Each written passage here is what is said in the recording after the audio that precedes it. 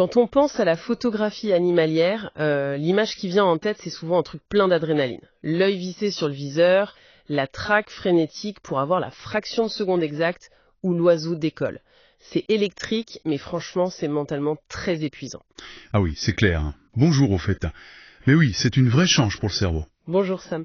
Alors aujourd'hui, on démarre une analyse approfondie des notes et du récit Silhouettes and Stillness, The Last Cast at Sedgefield. Notre mission, c'est de décortiquer comment une immersion silencieuse dans la nature peut agir comme un antidote, un peu inattendu à la frénésie du quotidien. Exactement. Et le point de départ plante vraiment le décor. On a ce photographe sur la Garden Route en Afrique du Sud qui est physiquement vidé. Il a passé sa journée à trimballer un équipement super lourd pour traquer le martin-pêcheur malachite et le héron cendré. Ouais, c'est vraiment le stéréotype de la recherche active, de la performance. Et soudain, alors que la nuit tombe sur l'estuaire, toute cette tension s'évapore d'un seul coup. En fait, la pénombre impose une transition psychologique brutale. Le cerveau passait son temps à scruter frénétiquement chaque roseau, à calculer la lumière, et là, il est contraint de s'arrêter. La nature confisque la lumière, en gros. C'est tout à fait ça. Ça force le photographe à abandonner cette posture de prédateur visuel pour juste adopter celle d'un simple observateur. Et ce qui est hyper frappant dans le texte, c'est la façon dont l'environnement se métamorphose. Le soleil se couche et ça efface complètement les couleurs vibrantes de la végétation locale, le fynbos, et le bleu profond de l'eau. Oui, tout bascule. On passe sur des nuances d'argent, d'anthracite et des noirs profonds. Et au milieu de l'eau, on a ces trois pêcheurs sur un banc de sable. Les fameuses silhouettes intemporelles. Voilà. Ils sont entourés de vaguelettes qui ressemblent à des diamants liquides, avec le peu de lumière qui reste. C'est troublant. On dirait presque que le paysage entier passe en mode sombre, tu sais, comme sur un téléphone.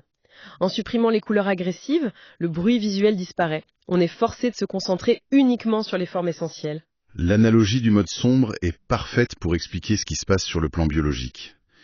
Quand la lumière décline, les cônes de nos yeux, qui gèrent les couleurs vives, arrêtent de fonctionner. Au profit des bâtonnets, c'est ça? Exactement.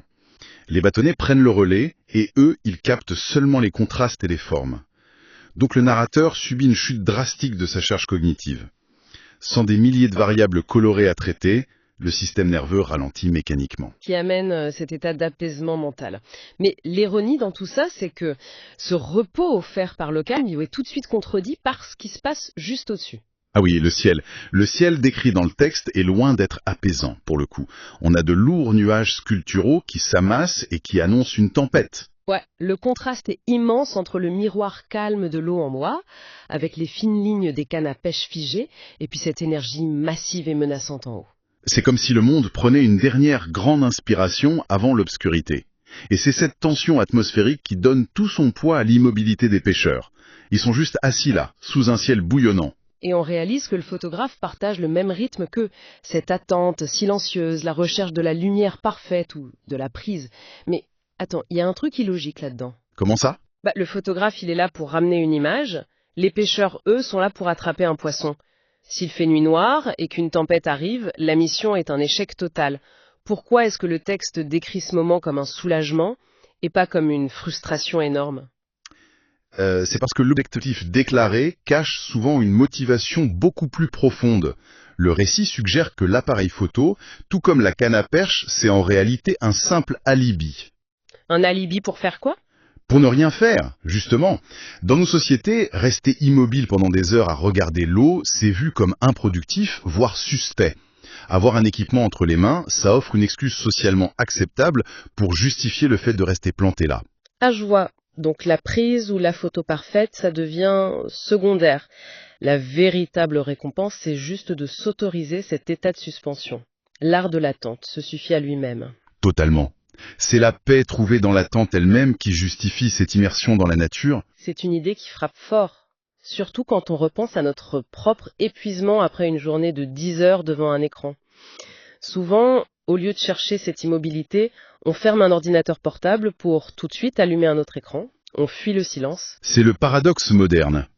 Cette leçon d'immobilité capturée à Sedgefield, elle montre bien que l'inaction, c'est pas un vide qu'il faut combler à tout prix. C'est un besoin fondamental pour réinitialiser notre esprit. L'attente sans but précis nous réaligne sur un rythme naturel, en fait. Un rythme que la modernité s'acharne vraiment à vouloir accélérer ou carrément supprimer. Ce qui nous laisse avec une dernière piste de réflexion assez provocante pour clore cette exploration. Si l'acte pur d'attendre, sans aucune garantie de résultat, procure la paix ultime, à quel point notre obsession culturelle pour l'efficacité immédiate est-elle toxique? Est-ce que cette volonté de rentabiliser chaque seconde n'est pas secrètement en train de détruire notre capacité à simplement exister dans le moment présent? Une pensée à méditer la prochaine fois que la nuit tombe.